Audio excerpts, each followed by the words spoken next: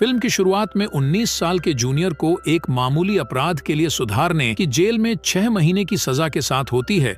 उसके सेलमेट एक लगता है कि रेखा देखा करने वाले व्यक्ति को, डेव नाम के एक गैंगस्टर को, कैदियों के एक समूह द्वारा बार बार शारीरिक शोषण किया जाता है। कठोर जेल में बसने के बाद जूनियर का रास्ता हिंसक खतरनाक डकैतियों के लिए मजनू भाई से मिलता है।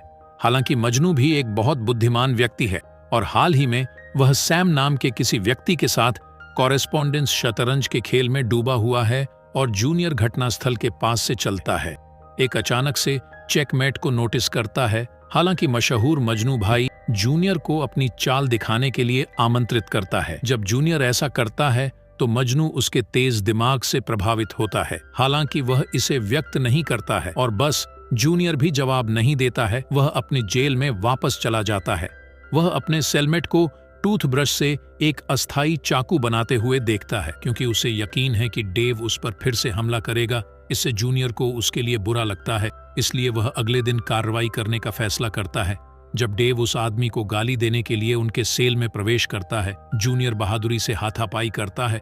इससे एक संघर्ष शुरू हो जाता है जो सजा के रूप में उसे एकांत अलगाव में ले जाता है। दुर्भाग्य से उसके हाथापाई के बावजूद उसके सेलमेट को और अधिक दुर्व्यवहार का शिकार होना पड़ता है। लगातार हमलों के कारण अंततः उसे एक अस्थायी हथियार के साथ आत्महत्या के प्रयास के लिए प्रेरित किया जाता है। जब जूनियर अंत में अपने सेल में लौटता है तो वह देखता है कि उस व्यक्ति का दम घुट रहा है। वह पागलपन से मदद के लिए पुकारता है। कुछ दिनों बाद डेव और उसका समूह जूनियर पर हमला करने की कोशिश करते हैं, लेकिन मजनू भाई अपने क्रू स्टर्लो और एमवी के साथ मिलकर उसे समय रहते बचा लेते हैं। मजनू और जूनियर फिर एक सौदा करते हैं जिससे प्रत्येक को लाभ होगा। जो भी कार्य उससे पूछा जाता है उसे पूरा करते हैं। कई महीनों के बाद जूनियर को जेल की सजा समाप्त होने के बाद अपनी आजादी मिलती है। वह सीधे सैम नाम के एक शक्तिशाली क्राइम बॉस से मिलने जाता है। वह व्यक्ति जो अपने भतीजे के साथ मजनू सैम के साथ शतरंज खेल रहा था, जूनियर का अपने समूह में स्वागत करता और उसे एक अपार्टमेंट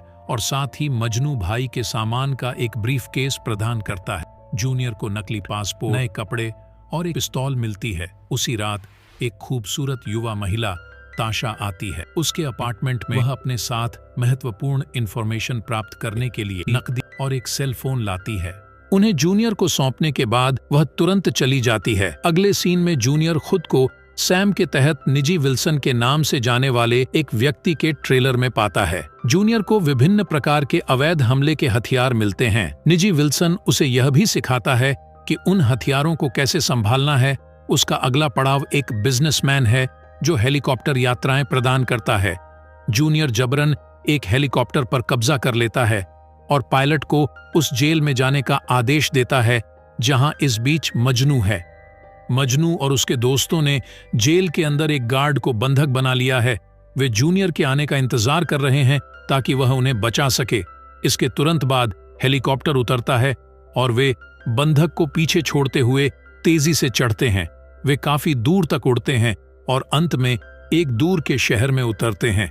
फिर वे एक कार में बैठते हैं और रास्ते में पायलट को सुरक्षित छोड़कर भाग जाते हैं। एक रेडियो पॉडकास्ट से एमवी के बारे में एक गहरा रहस्य पता चलता है। उसने कई साल पहले एक स्कूल लड़की पर हमला किया था और इस तरह वह जेल में पहुंच गया। मुर्व ने हमेशा यह बात छुपाई थी। सच यह है कि अपने सहपाठियों से यह सुनने के बाद मजनू ने उसे अपने गिरोह से बाहर निकालने से पहले हिंसक रूप से उसका सामना किया। शेष तिकड़ी मजनू स्टारलो और जूनोर अंतरिक्ष का आकलन करते हुए अपार्टमेंट में वापस चले गए। मजनू को लगता है कि हमले की स्थिति में अपार्टमेंट उन्हें असुरक्षित बना देगा, इसीलिए वे सुरक्षित स्थान पर स्थानांतरित होने का निर्णय लें। इसके बाद वे सैम के फैंसी घर की यात्रा करते हैं जहां उन्हें नौकरी के लिए चुना जाता है। उन्हें कैलगुरली में एक बैंक से सोना भी चुराना होता है और इनाम में उन्हें $1 मिलियन की बड़ी राशि मिल सकती है। सैम के बड़े घर में जूनियर ने फिर से ताशा को देखा। वह उसे पूल के पास ले गया और उससे बात करने की कोशिश की, लेकिन तभी जोश आ गया और उसे पानी में धकेल दिया। जूनियर को तैरना नहीं आता था, इसीलिए उसने हाथ पैर मारना शुरू कर दिया। लेकिन शुक्र है कि ताशा उसे बचाने के लिए आई और उसे बुरा लगा। उसके लिए वह उसे रात के खाने के लिए एक चीनी रेस्तरां में आमंत्रित करती है। बाद में रात के खाने के दौरान जूनियर पूछता है कि ताशा सैम के साथ क्यों रहती है, जबकि वह दूर जाने के लिए अपनी फैंसी कार का उपयोग कर सकती है। वह एक डरावनी कहानी के साथ जवाब देती है कि आखिरी लड़की के साथ क्या हुआ जिसने भागने की कोशिश की थी। मजनू भाई ने जूनियर और ताशा से जुड़े पिछली रात के एपिसोड के बारे में अपना गुस्सा व्यक्त किया। उसने जोर देकर कहा कि जूनियर एक महिला को उसके काम से ध्यान भटकाने नहीं दे सकता है। जल्द ही वे सैम द्वारा व्यवस्थित एक नए ठिकाने पर चले जाते हैं। अंततः उन्हें वहां से आवश्यक सुरक्षा प्रदान की जाती है। मजनू और जूनियर क्षेत्र की जांच करने और अपने डकैती की योजना बनाने के लिए यात्रा करते हैं। मजनू यह स्पष्ट करता है कि जूनियर बंधकों को संभालने के लिए जिम्मेदार होगा। वह बताता है कि यदि कोई बंधक प्रयास करता है तो जूनियर को स्थिति को कैसे कंट्रोल करना चाहिए। रात होते ही अलार्म बजाने के लिए वे खुद को एक स्थानीय रैली रेसिंग इवेंट में पाते हैं। विक्टर क्रिस मजनू का दोस्त है और बाद में उसे सैम में डकैती के लिए भर्ती किया जाता है। जैसे ही वे डकैती का विवरण सामने लाते हैं, संपत्ति का तनाव बढ़ जाता है। जूनियर और जोश के बीच संघर्ष शुरू हो जाता है, लेकिन मजनू द्वारा गर्मागर्म चर्चा को छोड़कर इसे जल्दी ही शांत कर दिया जाता है। जूनियर को बार का रास्ता मिल जाता है। वह एक बार फिर ताशा को कुछ असभ्य लोगों के साथ कठिन समय बिताते हुए देखता है। एक निजी क्षेत्र में ग्राहक जूनियर को उसके लिए बुरा लगता है, इसलिए वह जल्दी से अपनी बंदूक निकाल लेता है और पुरुषों को वहां से चले जाने की धमकी देता है। हालांकि इससे ताशा को गुस्सा आता है, क्योंकि उसे डर है कि सैम को इसके बारे में पता चल जाएगा, ताकि चीजें ठीक हो जाएं और वे एक दूसरे को एक जगह पर देखने की योजना बनाते हैं। झील के पास जहां जूनियर अभी रह रहा है, उस रात जूनियर ने ताशा को अपने बचपन के अनुभवों के बारे में बताया। उसने बताया कि कैसे उसके लापरवाह माता पिता उसकी देखभाल नहीं करते थे और कैसे स्कूल में उसे धमकाया जाता था। जैसे जैसे उनकी बातचीत सामने आती है, दोनों के बीच मिलना जुलना शुरू हो जाता है। एक चीज को बंद करने से दूसरी चीज खत्म हो जाती है और वे अंततः अगली सुबह भावुक प्यार करते हैं। ताशा उसे अपना सौभाग्य आकर्षण हार देती है और जूनियर वादा करता है कि डकैती के बाद वे एक साथ एक नया जीवन शुरू करेंगे। उस रात चालक दल प्रत्याशा और तनाव से भर गया। वह मिशन के लिए खुद को तैयार करते हैं। वे लंबी ड्राइव के दौरान कैलगुरली की ओर अपनी यात्रा शुरू करते हैं। स्टारलो अपने पिछले अनुभवों को साझा करता है और यह अपने लक्ष्य स्थान पर पहुंचने पर अपने दोस्तों को मोटिवेट करता है। वे एक संकेत के रूप में बैंक के परिसर में आसानी से प्रवेश करते हैं। जूनियर फिसल जाता है। वेंटिलेशन शाफ्ट उस कमरे के ऊपर स्थित है जहां सोना संसाधित किया जाता है। फिर बाकी सभी लोग अगली सुबह तक प्रतीक्षा में लेटे रहते हैं। ताशा सैम के लगातार सवालों में फंस जाती है। पहले तो वह उसे नजरअंदाज करने की कोशिश करती है, लेकिन जब वह पूछना जारी रखता है तो वह अनिच्छा से उसे बता देती है और जूनियर के रिश्ते के बारे में इस जानकारी से सैम की चिढ़ और बढ़ जाती है और वह अगले दिन चुपचाप जूनियर की मौत की साजिश रचने लगता है। गोल्ड प्रोसेसिंग रूम में कर्मचारी अपना कार्य दिवस शुरू करने के लिए तैयार होकर आना शुरू कर देते हैं, लेकिन जूनियर अचानक वेंटिलेशन सिस्टम से नीचे उतरता है। वह तेजी से अपनी बंदूक निकालता है और कर्मचारियों को पैनिक अलार्म बजाने से रोकने की धमकी देता है। इससे उनके लिए रास्ता साफ हो जाता है। मजनू ने नेतृत्व किया और 2 कर्मचारियों को इस उच्च दांव ऑपरेशन अराजकता के बीच में बहने वाले तरल सोने को ठोस मूल्यवान सलाखों में बदलने की प्रक्रिया को पूरा करने के लिए मजबूर कर दिया, जिससे बिना किसी चेतावनी के जोश टूट गया। कर्मचारी के पैर पर ट्रिगर और गोली मारता है। वह अपनी जल्दबाजी की कार्रवाई को सही ठहराने का प्रयास करता है और दावा करता है कि कर्मचारी दरवाजे की ओर बढ़ने की कोशिश कर रहा था, लेकिन क्रोधित मजनू भाई को इससे कोई फायदा नहीं हुआ। उसने ठग के चेहरे पर जोरदार मुक्का मारकर उसे सबक सिखाया। दुर्भाग्य से नुकसान हुआ। यह पहले ही किया जा चुका है। जैसे ही दूर से पुलिस सायरन सुनाई देती है, मजनू बाकी दल के साथ सोने की 6 छड़ें लोड करते हैं और बंधकों को मानव बाधाओं के रूप में उपयोग करके अपनी भागने की प्लानिंग शुरू करते हैं। वे पुलिस को अपने हथियार चलाने से रोकते हैं और फिर वे तेजी से आगे बढ़ते हैं। उनकी गाड़ी आगे भाग जाती है और वहां से भाग जाते हैं, लेकिन पुलिस इतनी आसानी से हार नहीं मानने वाली है। और वे ठगों का पीछा करना शुरू कर देते हैं। जैसे ही मजनू भाई और समूह कैलगुरली स्टर्लो के किनारों से भागते हैं, उन्हें एक गोली लगती है जो उनके पेट को चीरती हुई निकल जाती है। खून बहने लगता है उसके चारों ओर खींचने के लिए और चोट गंभीर है। अंततः क्रिस एक तेज चाल से पुलिस को चकमा देने में कामयाब हो जाता है, जिसके कारण कई पुलिस वाहन एक दूसरे से टकरा जाते हैं। लेकिन इस बिंदु पर स्टर्लो को एहसास होता है कि वह अपनी आखिरी सांस के साथ ऐसा नहीं कर पाएगा जो वह चाहता है। चुराए गए सोने का उसका हिस्सा उसकी छोटी बेटी को दिया जाएगा। समूह उसके नुकसान से तबाह हो गया है, लेकिन उनके पास आगे बढ़ने के अलावा कोई विकल्प नहीं है। बाद में वे अपने वाहन को एक ट्रक के अंदर छिपाते हैं और सैम के स्थान की ओर जाते हैं। सैम उन्हें कार को नष्ट करने का ऑर्डर देता है और आदेश को ध्यान में रखते हुए किसी भी सबूत से छुटकारा पाएं। मजनू और जूनियर ने स्टर्लो के शरीर के साथ कार को चट्टान से फेंकने से पहले आग लगा दी। इस बीच सैम के एक गुर्गे केन ने ताशा को अपना बैग पैक करते हुए देखा और उसे संदेह हुआ। उसने तुरंत उसका सामना किया, जिससे लड़ाई शुरू हो गई। सभी बाधाओं के खिलाफ दोनों के बीच ताशा वास्तव में उस पर हावी हो जाती है और अंत में उसे मार गिराती है। दूसरी ओर जूनियर और मजनू सावधानी से सैम से बच निकलते हैं। वे एक कब्र पर जाते हैं जहां मजनू ने कुछ पैसे छुपाए हैं। उन्हें पता है कि सैम सोने को बदलने जा रहा है मेलबोर्न में कैश में, और उसी की ओर यात्रा की तैयारी करते हैं। बाद में जूनियर और ताशा एक ट्रेन में फिर से मिलते हैं और मेलबोर्न के लिए बाध्य होते हैं। उस रात मेलबर्न पहुंचने पर उन्हें समाचार देखने के दौरान रहने के लिए होटल मिलता है। पता चला कि उन्हें कैलगुरली डकैती के लिए चुना जा रहा है। उत्सुकता से सैम का नाम कहीं भी नहीं दिख रहा है, जिससे पता चलता है कि उसने स्थिति को अपने पक्ष में हेरफेर किया होगा।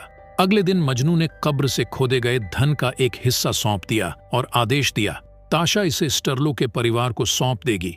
जैसे ही वह मोटल के कमरे से बाहर निकलती है, मजनू जूनियर के साथ दिल से दिल की बात करता है। वह उसे चेतावनी देता है कि ताशा सैम के साथ अपने पिछले रिश्ते के कारण उनकी भविष्य की योजनाओं में बाधा साबित हो सकती है। आगे की एक सुचारू सही प्लानिंग करने के लिए मजनू ने जूनियर को पैसे का एक बड़ा हिस्सा देने का वादा किया और उसे ताशा के साथ संबंध तोड़ने के लिए कहा। दुर्भाग्य से ताशा इस लेन देन की गवाह है और बहुत आहत है।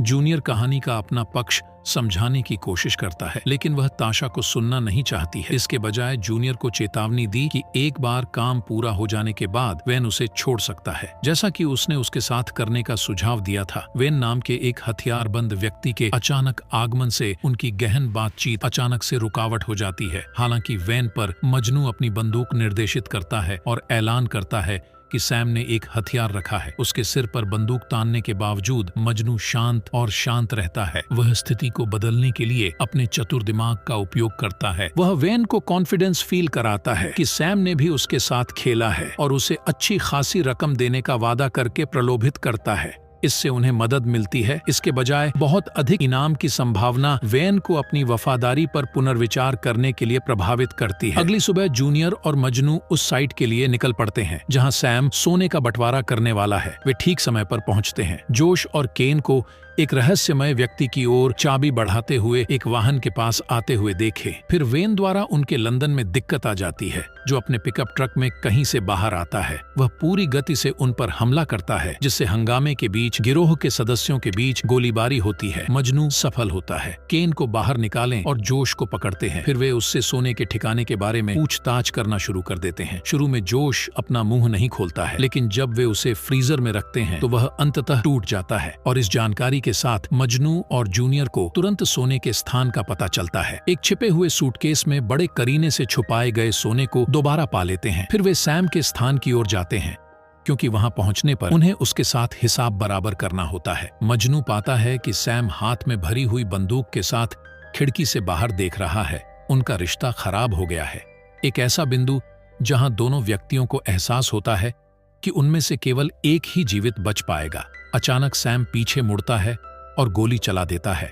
लेकिन गोली मजनू भाई को नहीं लगती, जो तेजी से सैम को निशाना बनाता है। पेट और गोलीबारी से गैंगस्टर फर्श पर गिर जाता है और अंत में उसकी मृत्यु हो जाती है। इसके बाद मजनू और जूनियर रात बिताने के लिए एक होटल ढूंढते हैं। मजनू बिस्तर के नीचे सोने का सूटकेस छिपा देता है, जबकि जूनियर बाहर जाने का बहाना बनाता है और होटल का स्थान मेल करता है। और ताशा को कमरे की चाबियां देने के बाद यह जोड़ी अपने लिए एक नाव खरीदती है और अगली सुबह हमेशा के लिए देश छोड़ने की योजना बनाती है। मजनू और जूनियर नाव में बैठ जाते हैं। हालांकि जैसे ही ताशा ने मजनू को चेतावनी दी थी, उसने जूनियर को केवल एक छोटा सा कट देकर बाहर निकालने की योजना बनाई। लेकिन हमारे लड़के को पहले से ही इस विश्वासघात की आशंका थी, इसलिए उसने साहसपूर्वक खुलासा किया कि उसने होटल का स्थान ताशा को दिया था और अब तक उसने सारा सोना ले लिया है और उसे कहीं छिपा दिया है। इस खुलासे से क्रोधित होकर मजनू ने जूनियर को बंदूक से धमकी दी, लेकिन इससे पहले कि वह ऐसा कर पाता, ट्रिगर खींचे, ताशा उसे हाथ में सोना लेकर किनारे से बुलाती है। वह मजनू को आदेश के अनुसार करने की चेतावनी देती है, अन्यथा उसे गुस्सा नहीं आएगा। मजनू जूनियर को पानी में खींच लेता है और दोनों के बीच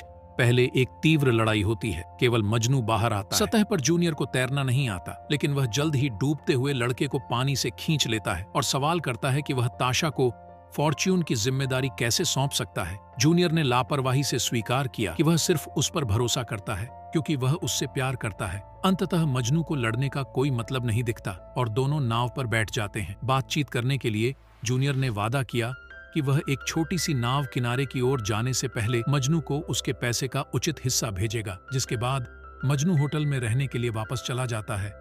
दुर्भाग्य से वहां एक महिला उसे पहचान लेती है और तुरंत पुलिस को बुलाती है और उन्हें पकड़ लिया गया और कुछ महीनों बाद वापस जेल भेज दिया गया। उसे जूनियर से एक पत्र मिला जिसमें उसके हिस्से के सोने के स्थान का पता दिया गया था। पत्र में गर्भवती ताशा की एक तस्वीर है। ये मूवी मजनू के जेल की खिड़की से बाहर देखने के साथ समाप्त होती है। उसके चेहरे पर मुस्कान है। चेहरा दर्शाता है कि वह उज्जवल भविष्य को लेकर जिम्मेदार है। दोस्तों, आई होप आपको ये है मूवी एक्सप्लेन अच्छी लगी होगी। अगर आपको वीडियो अच्छी लगी हो तो वीडियो को एक लाइक जरूर करना और चैनल को सब्सक्राइब करना ना भूलना और कमेंट में बताना आपको यह मूवी कैसी लगी। धन्यवाद।